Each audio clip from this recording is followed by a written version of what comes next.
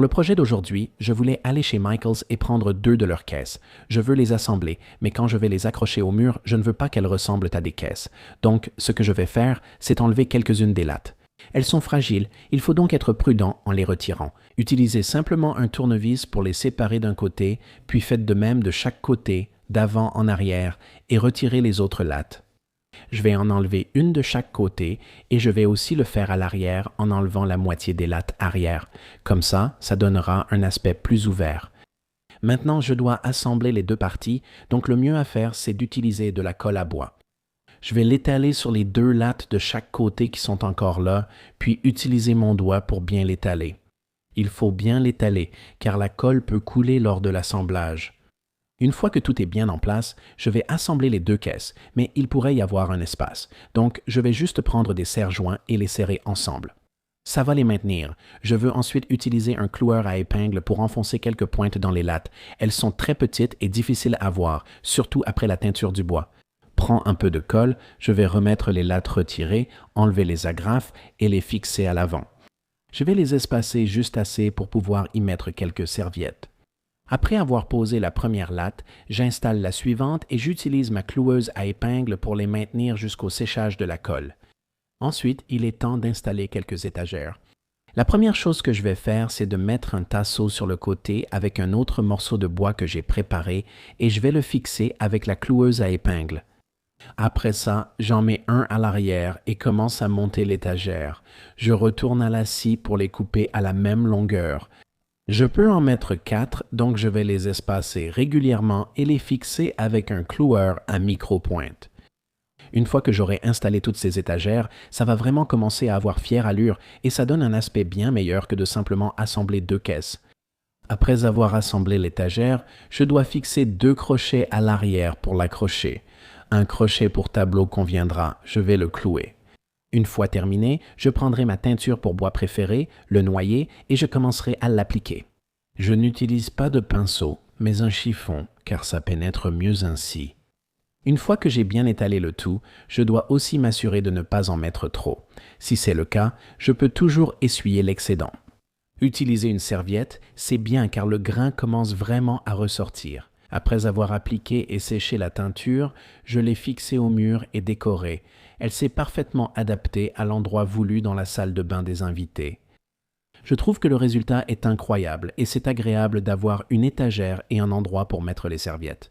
Quand des invités arrivent, je compte sur ces astuces pour la salle de bain. Éteignez d'abord la lumière avant de nettoyer le miroir. Cela évitera que la chaleur de l'ampoule ne sèche le produit trop vite et assurera une finition parfaite sans trace. Ce panier à papier toilette est utile, mais on peut faire mieux avec quelques serviettes en papier. Je les étale sur l'abattant des toilettes et j'enroule le papier toilette dedans. Mes serviettes étant plus petites, j'en ai pris 2 pour une bonne couverture. Même mon papier toilette ordinaire a belle allure pour mes invités. Ce que je préfère dans cette astuce, c'est que ces serviettes viennent littéralement d'un magasin discount et on peut les changer selon la saison ou même pour les fêtes. Si vous n'avez pas de belles serviettes, voici une astuce pour le papier toilette tout aussi jolie.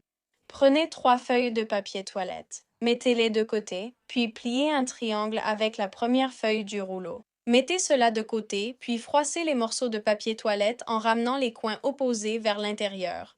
Répétez l'opération pour les 3 feuilles et placez-les sur la partie pliée. Ouvrez le robinet et laissez couler l'eau quelques secondes. Après avoir coupé l'eau, pressez le rouleau et les feuilles contre le bec mouillé. Laissez quelques secondes pour bien imprégner et vous aurez un joli motif de fleurs. C'est une astuce facile qui fait vraiment son effet et j'ai eu tellement d'invités qui m'ont dit à quel point ils adorent ça. Nos essuie-mains dans la salle de bain sont toujours sur le point de tomber, alors j'ai commencé à faire ça à la place. Je plie ma serviette dans le sens de la longueur, puis je crée une boucle à travers laquelle je passe les extrémités de la serviette par-dessus le porte-serviette. Je donne juste un petit coup pour la gonfler et maintenant mes serviettes ne bougent plus du tout. Et voici une astuce pour la salle de bain que vos invités vous remercieront d'avoir partagée. En partant d'un flacon de 120 ml, j'ajoute quelques-unes de ces fleurs séchées provenant d'un bouquet que mon mari m'a offert. J'ai ensuite ajouté 2 onces d'alcool à friction au-dessus de l'évier, car c'était salissant, ainsi que 2 cuillères à soupe de glycérine végétale. J'ai mis 30 à 40 gouttes de mon huile essentielle préférée, puis rempli le reste avec de l'eau filtrée. Après l'avoir secoué, j'avais du pot-pourri maison sans produits chimiques qui parfume agréablement la salle de bain. Mes plantes sont pleines de marques comme celle-ci, je pensais devoir les repeindre. À la place, j'ai pris des feuilles assouplissantes dans ma buanderie.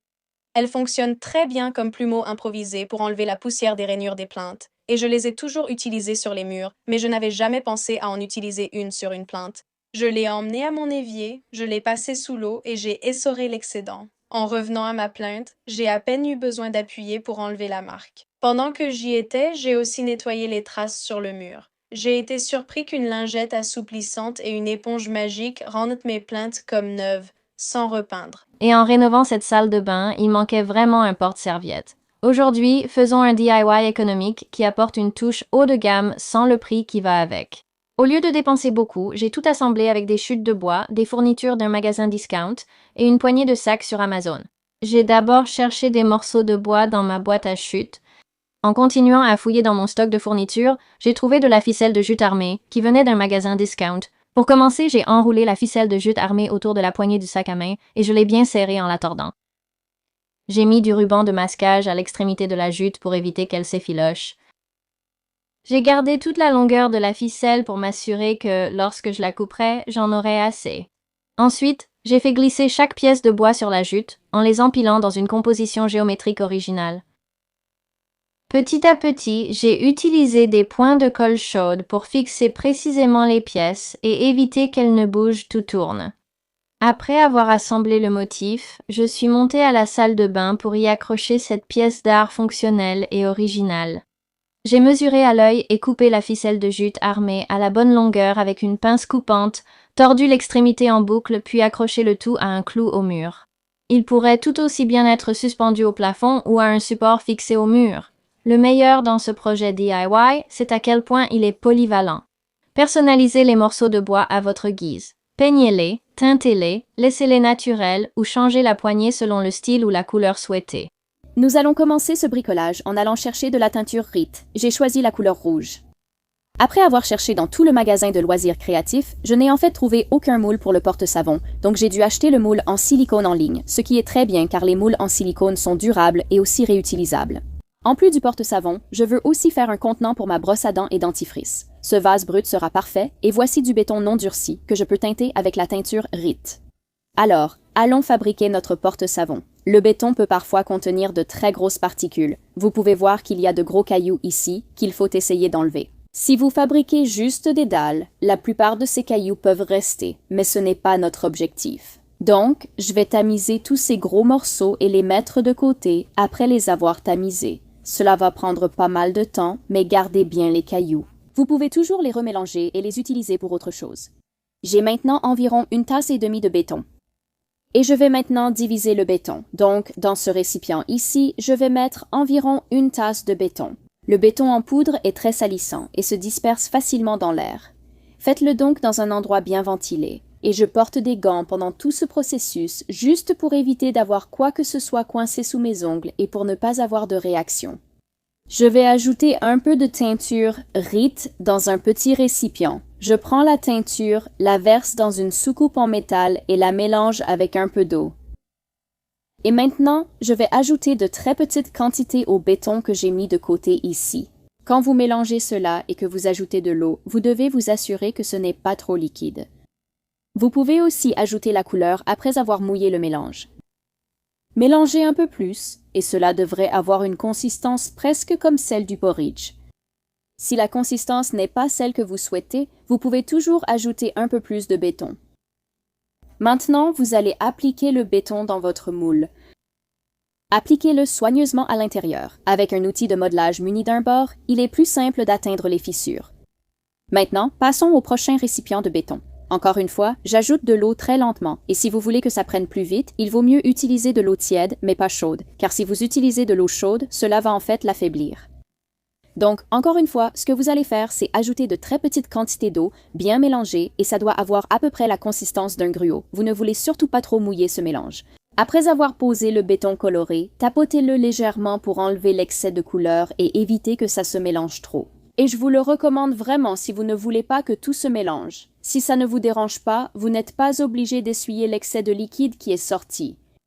À partir de là, ce que vous allez faire, c'est prendre le béton que vous venez de mélanger, le tapoter, bien l'appliquer avec vos doigts, et encore une fois, je porte des gants parce que c'est un peu plus sûr de faire ça ainsi. Ne vous contentez pas de le toucher. Quand c'est plein, tapez les côtés pour chasser les bulles d'air. Pendant le séchage, je vais teindre le récipient en béton. Encore une fois, c'est du béton non durci, donc ce que je peux faire, c'est simplement l'appliquer ici et ajouter un peu d'eau. Et puis, après l'avoir laissé reposer pendant quelques heures, rincez-le et vous verrez dans une minute à quoi ça ressemble. Maintenant, c'est complètement pris. Cela peut prendre environ 24 à 48 heures pour que cela prenne complètement, et lorsque vous retirez ceci du moule, il faut y aller doucement pour ne pas le casser. J'en ai cassé quelques-uns en faisant cette vidéo. Maintenant qu'il a pris, vous pouvez mettre du savon au centre. Ce joli accent dans votre salle de bain est franchement très cool, très joli, et le porte-brosse à dents légèrement teinté relie vraiment le tout.